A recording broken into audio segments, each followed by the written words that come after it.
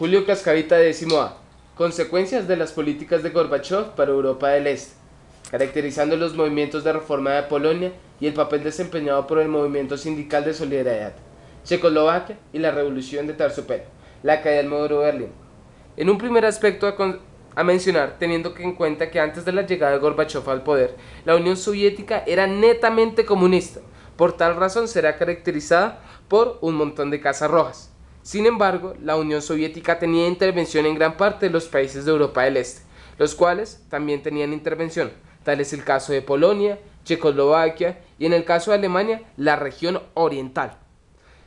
Hablando sobre la llegada de Gorbachov al poder, se puede mencionar que con la muerte de Brezhnev a finales del año de 1982 y la designación de Yuri Andropov como su sucesor, la Unión Soviética pareció hallarse al borde de nuevas confrontaciones y de represiones. Andropov había dirigido el aplastamiento de Hungría en 1956, encabezado por el Comité para la Seguridad del Estado, la cual era la misma KGB, en el año de 1967 a 1982, y se mostraba dispuesto a silenciar la disidencia.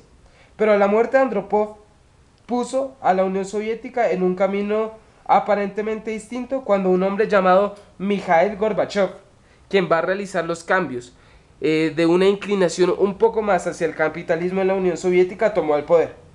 Asumió la dirigencia del partido. Él era caracterizado como un hombre duro, resuelto y principalmente occidentalizado.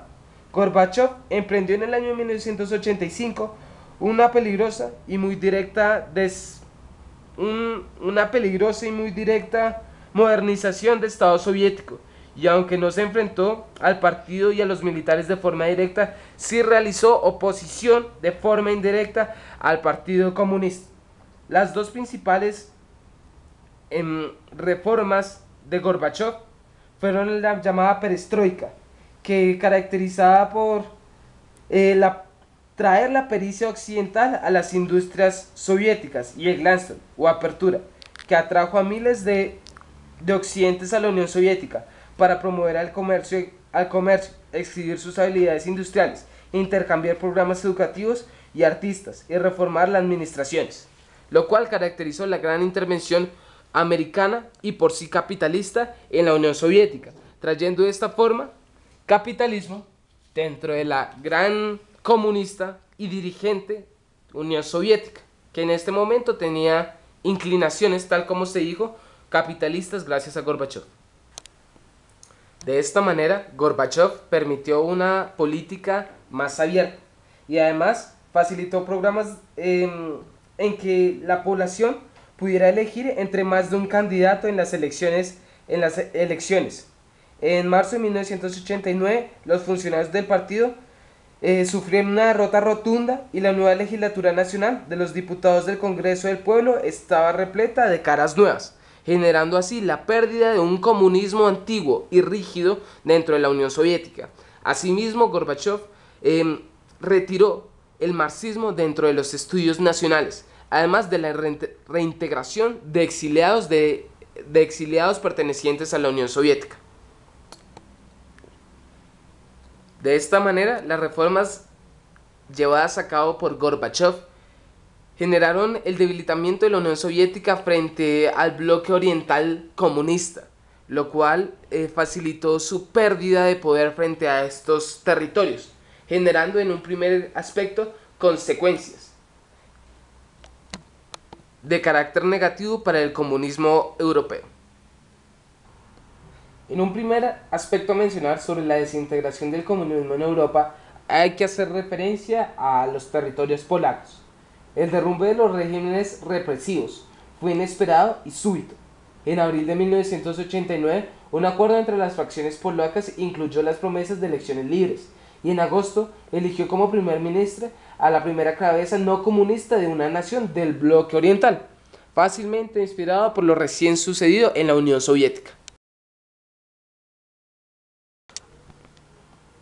3. Con lo referente al movimiento de solidaridad sindical, es necesario mencionar que era una federación de sindical autónoma e independiente polacas de raíces cristianas, nacida de las luchas obreras y campesinas por la libertad sindical, entendiendo esta como poder construir unas organizaciones independientes al Partido Comunista que gobernaba el país y en contra del gobierno de la República Popular de Polonia, dirigidas por Lech Walesa, fundada en septiembre del año 1980 y considerado uno de los mayores sindicatos de la historia. Esta organización, que acabó convirtiéndose en el partido político y su líder Lech Walesa, llegó a la presidencia del gobierno polaco. Fue apoyado por los gobiernos conservadores de Estados Unidos, bajo la presidencia de Ronald Reagan, y Gran Bretaña, bajo la presidencia de Margaret Thatcher. La Iglesia Católica participó activamente en la organización del sindicato y en la línea política social que él mismo defendía. Para entonces, el cardenal Karol Wojtyła, el posterior Juan Pablo II, tuvo gran intervención en este partido político. Tal acontecimiento, también inspirado por las reformas de Gorbachev en la Unión Soviética, debido a que permitió el libre culto dentro de los ciudadanos, facilitó principalmente que Polonia ya no fuera considerada una sociedad comunista. En vez, la primera nación del bloque oriental con un líder de carácter capitalista. Por tal razón, ahora es representado con una casa de color azul. En un segundo aspecto a mencionar, sobre la desintegración del comunismo en Europa oriental, hay que mencionar Checoslovaquia. En Checoslovaquia, la policía aplastó a un principio los mayores protestantes contra el gobierno, habidas desde el 1968, pero las protestas continuaron y la gente tomó las calles de Praga para exigir la celebración de elecciones libres. El 24 de noviembre renunció la totalidad de los dirigentes del Partido Comunista y en diciembre asumió el poder el primer gabinete sin mayoría comunista en más de 40 años, el cual eligió como presidente al dramaturgo y promotor de los derechos humanos Václav Havel, nacido en el año 1936, un hombre que había pasado casi una década en prisiones comunistas. Finalmente, en el año 1989 se disolvió en su totalidad el Partido Comunista de Checoslovaquia. Por tales reformas, ahora se puede caracterizar a Checoslovaquia con una casa azul representando al intervencionismo capitalista. Referente a la revolución de pelo, también sucedía la revolución de terciopelo fue el movimiento pacífico por el cual el Partido Comunista de Checoslovaquia perdió el monopolio del poder político en el año 1989, como consecuencia de que se desarrolló un régimen parlamentario en el contexto de un Estado de Derecho y un sistema económico que había iniciado ya la transición hacia el capitalismo occidentalizado, lo que finalizó con movimientos nacionalistas que culminaron con la independencia de la República Checa y la República Eslovaca, así perdiendo la hegemonía y la intervención política de la Unión Soviética dentro de gran parte de Europa Oriental. Con lo referente a Alemania Oriental, la transición se caracterizó por el caos. En octubre de 1989, Erich Honecker, 1912 a 1994, por mucho tiempo líder del Partido Germano Oriental, enfrentaba crecientes manifestaciones, una economía tributaria, cargos de corrupción generalizada en el partido y el propuesto retiro de las tropas soviéticas, por lo cual se vio presionado a renunciar. Alemania Oriental abrió sus fronteras con Checoslovaquia y miles de alemanes orientales intentaron salir. La actual región recién librada del comunismo opresor a la nación, como tal se dijo anteriormente, que ya no era totalmente comunista.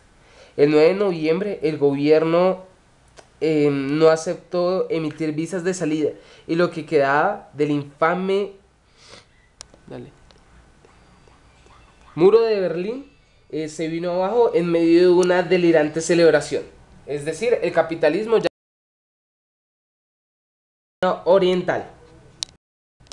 Paso seguido, el Parlamento revocó una cláusula constitucional que aseguraba al Partido Comunista un papel destacado en la nación, y el nuevo primer ministro prometió elecciones libres y un sistema multipartidista. El canciller de Alemania Occidental, Helmut Kohl, demandó con confederación a los dos alemanes, y en marzo de 1990 una lista de candidatos de apoyo a Kohl ganó las elecciones. Se instaló un gobierno no comunista en abril. en una reunión con Gorbachov celebrada en julio.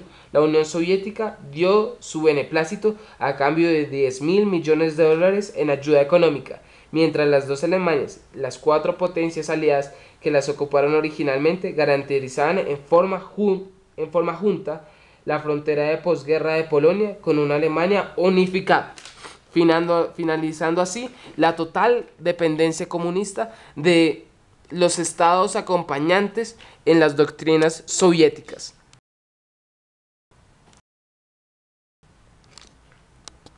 Gracias.